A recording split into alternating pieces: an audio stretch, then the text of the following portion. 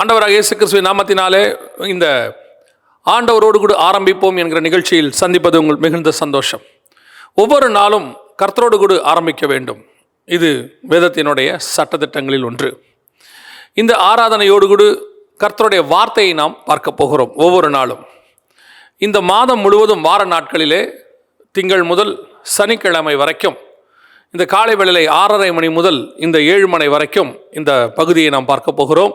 இதில் ஆராதனை இருக்கும், கர்த்தருடைய வார்த்தையும் இருக்கும். ஒவ்வொரு நாளும் இந்த ஆராதனையிலையும் கர்த்தருடைய வார்த்தையை கேட்கிறதிலும் நீங்கள் கலந்து கொள்ள வேண்டும் என்று நான் கர்த்தருக்குள் வரவேற்கிறேன். இது உங்களுடைய தனிப்பட்ட ஜெப வாழ்க்கைக்கு மாற்றான காரியம் இல்லை. அதை நீங்கள் செய்யணும். உங்கள் தனிப்பட்ட முறையில் கர்த்தரோடு ஜெபிக்கிறத நீங்கள் ஜெபிக்கணும். அதிகாலையில் ஒரு 6:30 மணி முதல் 7 மணி வரைக்கும் ஒரு 1/2 hour நம்ம எல்லாம் ஒருமனப்பட்டு தேவ சமூகத்தில் உட்காந்துருக்க போகிறோம், ஆராதிக்க போகிறோம். அதோடு கூட கர்த்தருடைய வார்த்தையை காலையில் கேட்க போகிறோம். ஸோ இன்றைக்கி ஆராதனையை நம்ம மத்தியில் நடத்துறதற்கு பாஸ்டர் பிரகாஷ் தேவனுடைய வீடு மயிலாப்பூர் சபையை சார்ந்தவர்கள் வந்திருக்கிறார்கள். அவர்கள் ஆராதனைக்குள்ளே நம்மை நடத்தி செல்வார்கள். ஆராதனையின் முடிவிலே கர்த்தருடைய வார்த்தையை நாம் பார்க்க போகிறோம். Come, let us join in the worship. அதிகாலையில் திருமுகம் தேடி அர்ப்பணித்தேன் என்னையே. ஆராதனை துதி ஸ்தோத்திரங்கள் அப்பனே உமக்கு தந்தே. அதிகாலையில் திருமுகம் தேடி அப்பணித்தேன் என்னையே. ஆராதனை துதி ஸ்தோத்திரங்கள் அப்பனே உமக்கு தந்தே.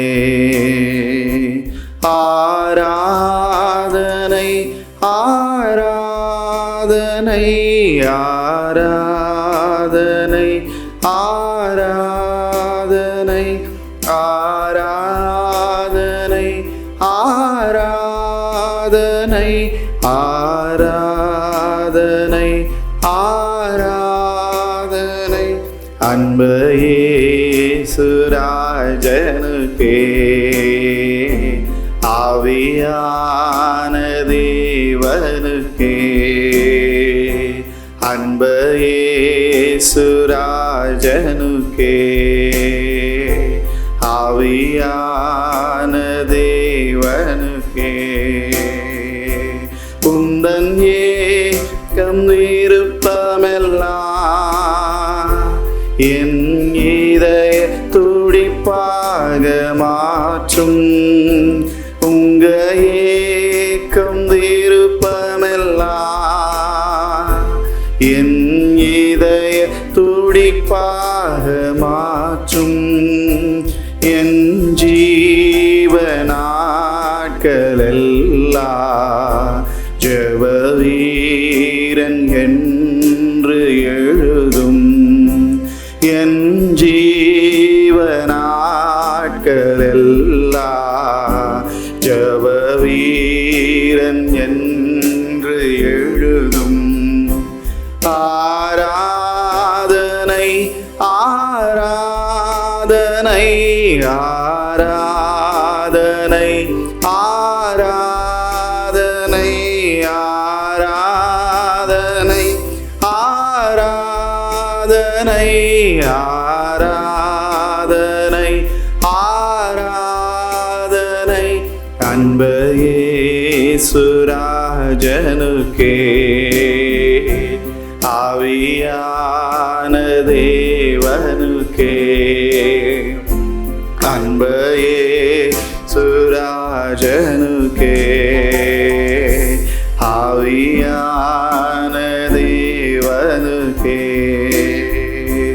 உமக்குகந்த தூய பலியா என் உடலை ஒப்பு கொடுத்தேன்.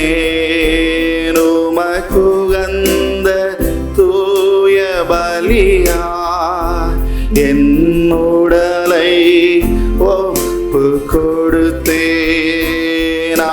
கொண்டு என்னை நடத்தும் அபிஷேகத்தாலே நிரப்பும் ஆட்கொண்டு என்னை நடத்தும் அபிஷேகத்தாலே நிரப்பும் ஆராதனை ஆராதனை ஆராதனை ஆராதனை ஆராதனை ஆராதனை ஆராதனை ஆராதனை அன்பு இயேசுராஜனுக்கே ஆவியான தேவனுக்கே அன்பரேசுராஜனுக்கே ஆவியான தேவனுக்கே மகிமை மாட்சிமை மாவேந்தன் உமக்கே மகிமை மாட்சிமை மாவேந்தன் உமக்கே துதியும் கனமும் தூயோனே உமக்கே துதியும் கனமும் தூயோனே உமக்கே உந்தன் வேதம் எனது உணவு நன்றி கீதம் இரவின் கனவு உந்தன் வேதம் எனது உணவு நன்றி கீதம் இரவின் கனவு குந்தன் பாதம் போதும் எனக்கு அதுதானே அணையா விளக்கு குந்தன் பாதம் போதும் எனக்கு அதுதானே அணையா விளக்கு மகிமை மாட்சிமை மாவேந்தன் உமக்கே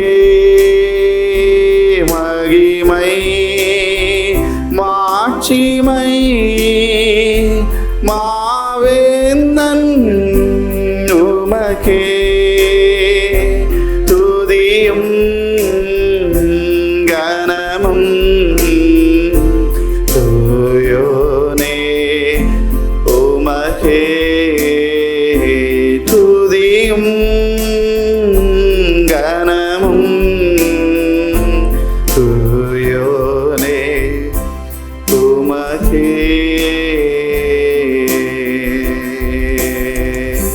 தகப்பனே இந்த அதிகாலை வேளையில கர்த்தாவே உம்முடைய பாதத்தில் அமர்ந்து ஆண்டவரே உம்முடைய பிரசன்னத்தில் இருந்து கர்த்தாவே உம்முடைய முகத்தை நோக்கி பார்த்து உம்முடைய சத்தத்தை கேட்கிற கிருபையை இந்த காலை வேளையில தேவனாகிய கர்த்தர் எங்களுக்கு கொடுத்திருக்கிற உம்முடைய நல்ல தயவுக்காக நாங்கள் உம்மை மகிமைப்படுத்துகிறோம். விசேஷமாக இந்த நேரத்தை நீங்க ஆட்கொள்ளுங்க, எங்களோடு நீங்க இடைப்படுங்க. உடைய நாமத்தை நாங்கள் அதிகமாய் உயர்த்துகிறோம். ஆண்டவராகிய இயேசுவின் நாமத்தில் பிதாவே, ஆமேன், ஆமேன். ஆண்டவராக இயேசு கிறிஸ்துவின் நாமத்தினாலே இந்த ஆண்டவரோடு கூட ஆரம்பிப்போம் என்கிறதான இந்த பகுதியிலே நாம் வேத வசனத்துக்கு நேராக கடந்து வந்திருக்கிறோம். ஆராதனைக்கு பிறகு கர்த்தருடைய வார்த்தையை கொடுப்பது மிகவும் மகத்துவமானது. அதில் ஒரு ப்ரெசன்ஸ் இருக்கும்.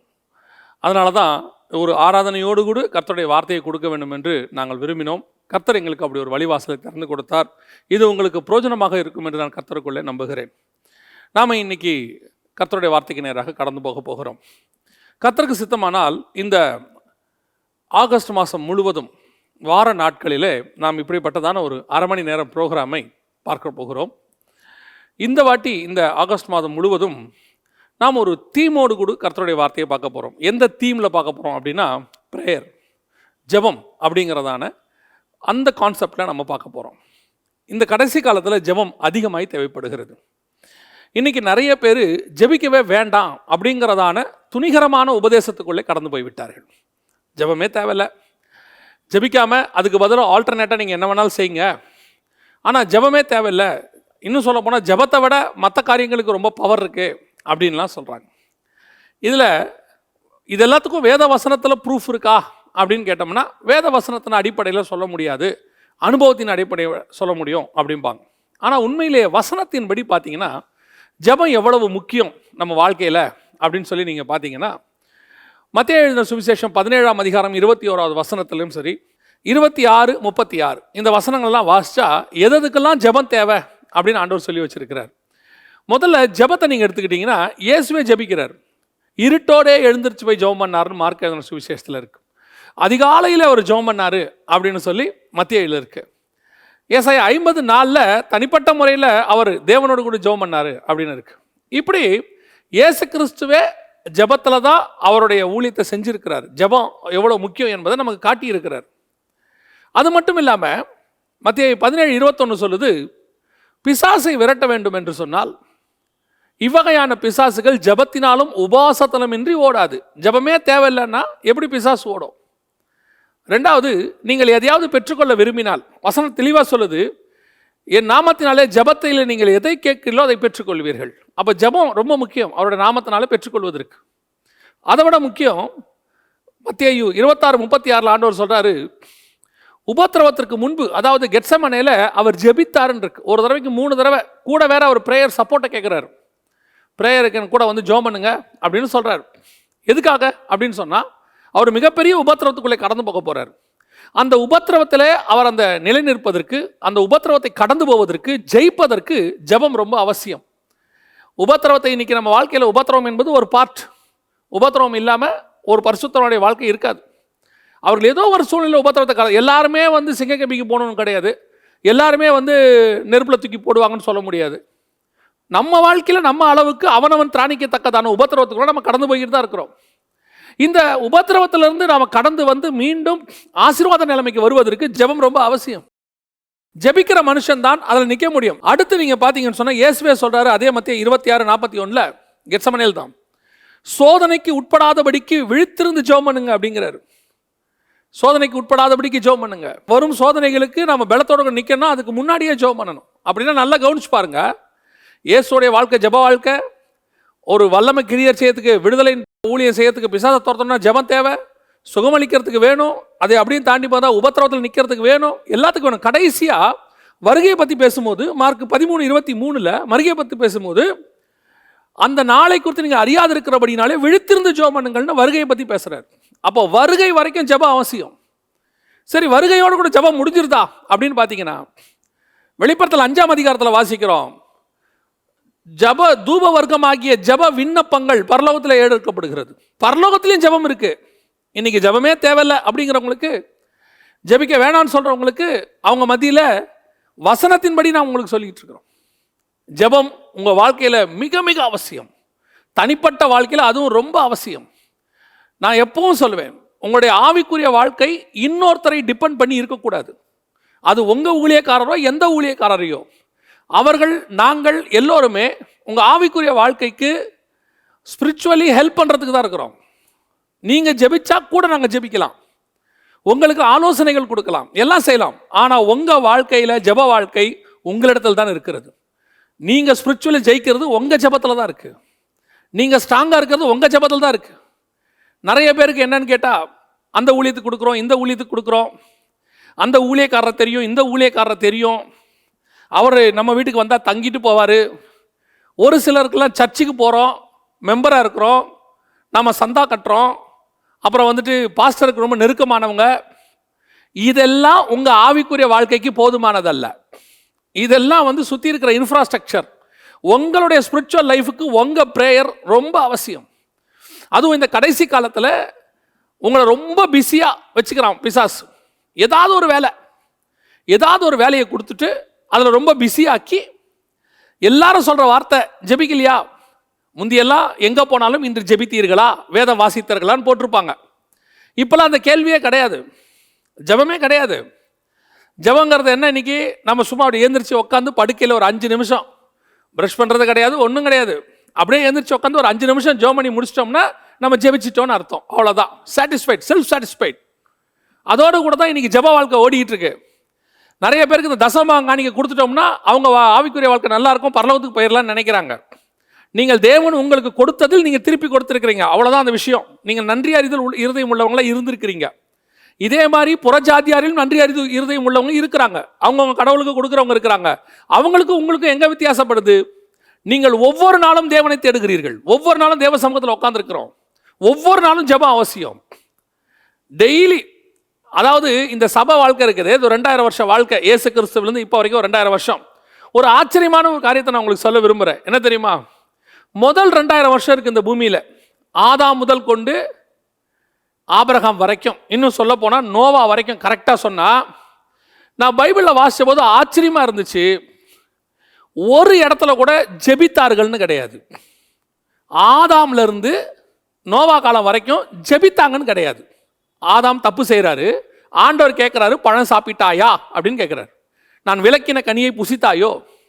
அந்த இடத்துல மட்டும் ஒருவேளை ஆதாம் ஜெபித்திருந்தால், பாவ மன்னிப்பு கேட்டிருந்தால், அன்னைக்கு கதையே வேற. ஏவாள் பாவ மன்னிப்பு கேட்கல, ஜெபிக்கல. அடுத்து அப்படியே வாங்க, காயின் இடத்துல வந்து கேட்குறாரு, உன் சகோதரன் எங்கே? அவன் ரத்தம் என்னை நோக்கி கூப்பிட்டது. காயின் சொல்கிறான், சுதந்திரவாளியோ ஜெபம் இல்லை. காயின் வம்சத்தில் ஒருத்தன் வரா, லாமேக்கு. அவனும் சொல்கிறான், காயின் கொண்ட மாதிரியே நானும் ஒருத்தனை கொண்டுட்டேன். அவனும் சுயநீதி, எனக்கும் 7 தலைமுறை பாவம் சோமங்கிறான். இவனுக்கும் சுயநீதி இருக்கு, ஜெபம் இல்லை. அதுக்கப்புறம் அப்படியே வாங்க, இது வரைக்கும் யாரும் ஜெபம் பண்ணல, ஒருத்தர் கூட ஜெபம் பண்ணாங்கன்னு இல்லை.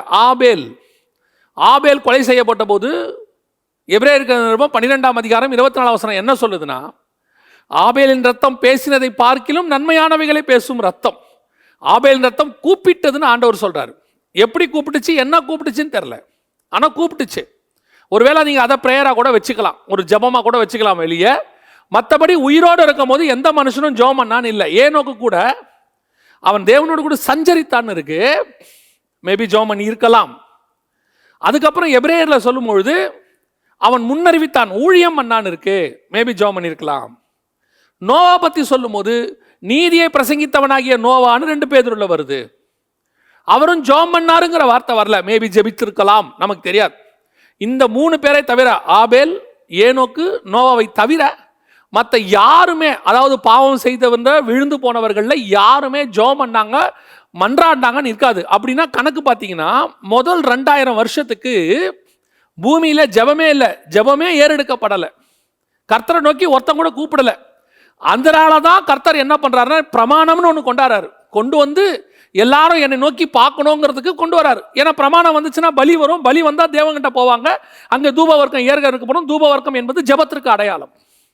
ஸோ ஃபஸ்ட்டு 2000 வருஷம் யோசித்து பாருங்க, முதல் 2000 வருஷம் பூமியிலேருந்து ஜெபமே இல்லை, ஒரு ப்ரேயர் கூட இல்லை. மேபி இந்த 3 பேர் பண்ணி இருக்கலாம், அதுவும் அவங்க பண்ணாங்க, நாங்கள் இல்லை.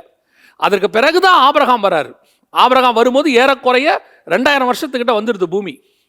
2000 வருஷமாக ஜெபம் இல்லாத ஒரு பூமி. அதே மாதிரி தான் இன்னைக்கும் இருக்கு.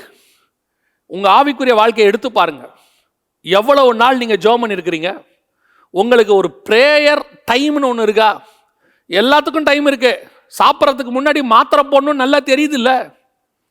சாப்பிட்ட பிறகு 1/2 மணி நேரம் உட்காந்துருக்கணும், டாக்டர் சொல்லி இருக்கிறாரு. டெய்லி டாக்டர் 1/2 hour வாக்கிங் போக சொல்லி இருக்கிறாரு. ஆன்லைனில் போய் கரெக்டாக லாகின் பண்ணணும், இல்லைன்னா எனக்கு அங்கே அப்ரைசலில் பிரச்சனை வரும். இதெல்லாம் டைமாக பக்காவாக பண்ண தெரியுது. ஜபத்துக்கு எங்கே நேரம்? ஒரு வியாதி வந்துட்டா டாக்டர் சொல்கிறத அப்படியே கேட்குறோம்.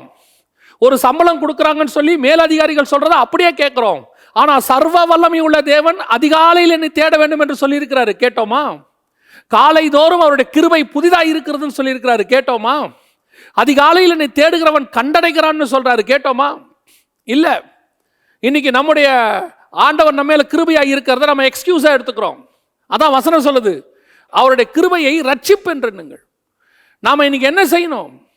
ஒவ்வொரு நாளும் காலை வேளையில காத்து கொண்டிருக்கணும் தேவ சமூகத்தில். சங்கீதக்காரன் சொல்றான், என் ஆத்துமா குறிப்பிட்ட நேரத்திற்கு முன்பதாகவே விழித்து கொள்ளுகிறதுன்னு சொல்றான். அப்படின்னா என்ன? அலாரம் வைக்கிறதுக்கு முன்னாடி அவன் ஒரு அலாரம் ஃபிக்ஸ் பண்றான் டைம். காலைல 4 மணிக்கு எழுந்திரிப்பேன், 5 மணிக்கு எழுந்திரிப்பேன், கர்த்தரை நான் வந்து துதிக்க போறேன்னு டைம் ஃபிக்ஸ் பண்றான். அதற்கு முன்பதாகவே என் ஆத்மா விழித்துக் கொள்ளுகிறது. அப்படின்னா என்ன அர்த்தம்? அந்த 3 மணி 4 மணி 5 மணி டைம் ஃபிக்ஸ் பண்றானா, அந்த டைமுக்கு முன்னாடியே அவனுக்கு தூக்கம் கலைஞ்சு கர்த்தரை துதிக்கிற துதி ஆத்மாக்குள்ள வந்துடுது. அப்படின்னா என்ன அர்த்தம்? என் சரீரத்தை பார்க்கிலும் ஆத்மா இன்னும் வேகமாய் கர்த்தரை துதிக்க தொடங்குகிறது. எப்பவுமே சரீரம் பலகீனம் தான். காலையில் எழுந்திரிச்சு 5 மணிக்கு நீங்கள் ஜெபம் பண்ணணும்னு அலாரம் வச்சிருப்பீங்க, நீங்கள் எழுந்திருப்பீங்க. ஆனால் உங்கள் சரீரம் சொல்லும் இன்னும் கொஞ்ச நேரம் தூங்கலான்னு சொல்லும். அந்த கொஞ்ச நேரங்கிற சரீரம் சொல்லக்கூடிய அந்த எண்ணத்தை உடனே அந்த இடத்துல நீங்கள் மறுப்பு தெரிவித்து, இல்லை நான் கர்த்தரை துதிக்கணும் அப்படின்னு சொல்லி நீங்கள் எழுந்திரிச்சு உட்காந்து ஒரு சின்ன ரெஃப்ரெஷ் ஆகிட்டு நீங்கள் ஸ்தோத்திரம் பண்ணி பாருங்க. அதற்கு பிறகு உங்கள் சரீரம் உங்கள் கண்ட்ரோலுக்கு வந்துடும். கொஞ்ச நாள் தான் இந்த போராட்டம் இருக்கும், உங்கள் ஆவிக்கும் உங்கள் சரீரத்துக்குமான போராட்டம் இது. நீங்கள் எழுந்திரிக்கும் போது உங்கள் சரீரத்தை, உங்கள் ஆவி உற்சாகமாக உள்ளது, அது எழுந்திரிக்கும். உங்கள் சரீரம் கொஞ்சம் தடுக்கும், இன்னும் ஒரு 1/2 மணி நேரம், இன்னும் ஒரு 10 நிமிஷம் தூங்கலாம். நீங்கள் கண்ணை முழிச்சு பார்த்தீங்கன்னா 2 மணி நேரம் ஆயிருக்கும். ஒரு 5 நிமிஷம் தூங்கலாம் அப்படின்னு நினைப்பீங்க, பார்த்தீங்கன்னா காலைல 7 மணி ஆயிருக்கும். அதுக்குள்ளேயே இவ்வளோ நேரம் ஆயிடுச்சு. இங்கே தான் உங்கள் சரீரம் உங்களுக்கு விரோதமாக போராடும். நீங்கள் அந்த நேரத்தில் மட்டும் எழுந்திரிச்சு நல்லா ஜெபம் பண்ணிட்டு அதுக்கப்புறம் கூட ஒரு 1/2 மணி நேரம் தூங்குங்க. ப்ரேயர் எல்லாம் முடிச்சுட்டு ஒரு 1/2 அன் ஹவர் தூங்குங்க. அது கூட நான் சொல்லுவேன். ஏன்னா சில சொல்லுவாங்க, காலையிலே எழுந்திரிச்சிட்டா அந்த நாள் ஃபுல்லாக எனக்கு ஒரு மாதிரி ட்ரௌசியாக இருக்குது, தூக்க கலக்கமாக இருக்குது, ஒரு 1/2 மணி நேரம் தூங்க, இல்லை மத்தியானத்தில் 1/2 மணி நேரம் தூங்கலாம், தப்பே கிடையாது. ஆனால் காலையில் கர்த்தரை தேடுதல் வெரி இம்பார்ட்டண்ட். இன்னைக்கு உள்ள தலைமுறைக்கு நான் பெற்றோருக்கு சொல்லுகிறேன், இன்னைக்கு உள்ள தலைமுறைக்கு, அடுத்து வரக்கூடிய தலைமுறைக்கு தயவு செய்து இந்த அதிகாலையில் எழுந்திரிக்கிறத சொல்லிக் கொடுங்க. ஏன் இன்னைக்கு நம்ம பிள்ளைகள் எல்லாம் 9 மணிக்கு ஆன்லைன் கிளாஸ்னா 8:30 தான் எழுந்திருக்குது. 8:30 எழுந்திரிச்சு அப்படியே குளிக்கிறதெல்லாம் கிடையாது. அதாவது நமக்கெல்லாம் ஸ்கூலில் நல்ல பழக்கம் சொல்லி கொடுத்தாங்க, பைபிளில் உள்ளதை தான் அவங்க வேறு விதமாக சொல்லி கொடுத்தாங்க. கூழானாலும் குளித்து குடி, காலைல எழுந்திரிக்கும் போதே குளிச்சிடணும், அப்படியே ஆடையை நல்லா துவச்சி போடணும், சுத்தமானதை உடுத்து, இதெல்லாம் நம்ம ஆண்டவர் சொன்னார். நம்மளை சுத்தமாக வச்சுக்க சொன்னார், நல்ல ஆகாரம் சாப்பிட சொன்னார், நீட்டாக இருக்க சொன்னார்.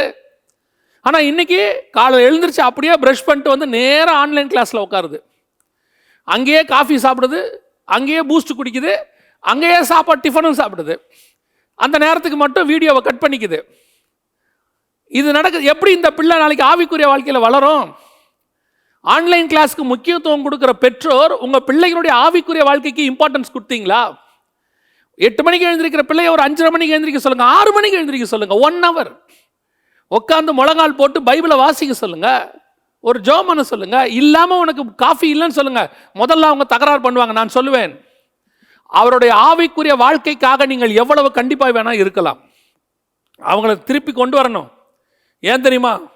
ஒருவேளை படிப்பு இல்லை, ஒரு நாள் ஆப்சண்ட் ஆனால் கூட பரவாயில்ல, அதை நீங்கள் பார்த்துக்கிட்டு எழுதிக்கலாம், யார்ட்டையாவது கேட்டு வாங்கி எழுதிக்கலாம்.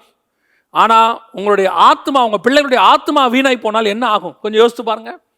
இன்றைக்கி கடைசி காலத்தில் ஜெபம் மறக்கப்பட்ட ஒரு எக்ஸசைஸ், ஸ்பிரிச்சுவல் எக்ஸசைஸ். பெரியவங்களாம் இன்றைக்கி பாருங்கள், 60 வயசுக்கு மேலே ரிட்டையர் ஆன பிறகு காலையில் 6 மணிக்கு 5:30 மணிக்கெலாம் எழுந்திரிச்சு உட்காந்து ஜெபம் பண்ணுவாங்க.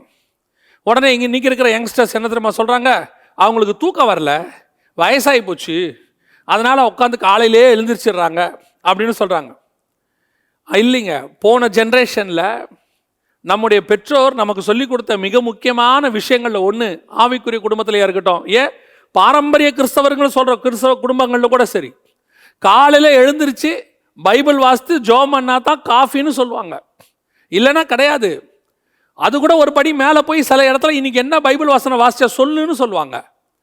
இன்றைக்கி பிள்ளைகளுக்கு செல்லங்கிற பேரில் நம்ம பிசாசின் கையிலே பிள்ளைகளை ஒப்பு கொடுத்துக்கிட்டு இருக்கிறோம். படிப்புக்கு செல்லம் கொடுங்க, தப்பு கிடையாது.